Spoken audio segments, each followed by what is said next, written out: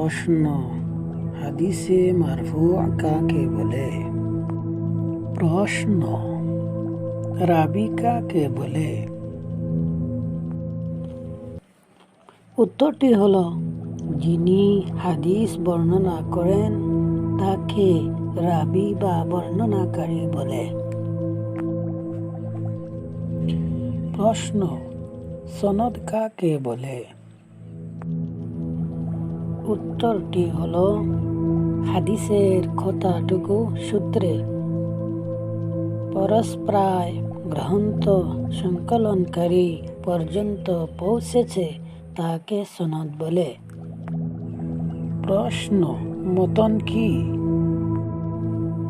উত্তর, হাদিসের মূল কথা ও তার শব্দ সমষ্টিকে মতন বলে। প্রশ্ন, মুহাদ্দিস কাকে বলে? উত্তরটি হলো, যিনি হাদিস চর্চা করেন এবং সংখ্যক হাদিসের সনদ ও মতন সম্পর্কে জ্ঞান রাখেন তাকে মুহাদ্দিস বলে। প্রশ্নটি হলো, সিয়াসিত্তা নামক হাদিস গ্রন্থগুলো কি?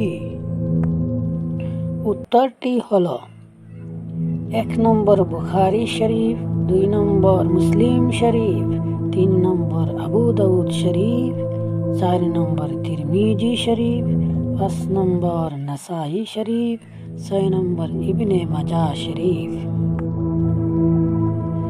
উত্তরটি হলো, যে হাদিসের সনদ বা বর্ণনা সূত্রে নবী করিম সাল্লাল্লাহু আলাইহি সাল্লাম পর্যন্ত পৌঁছেছে তাকে হাদিসে মারফু বলে।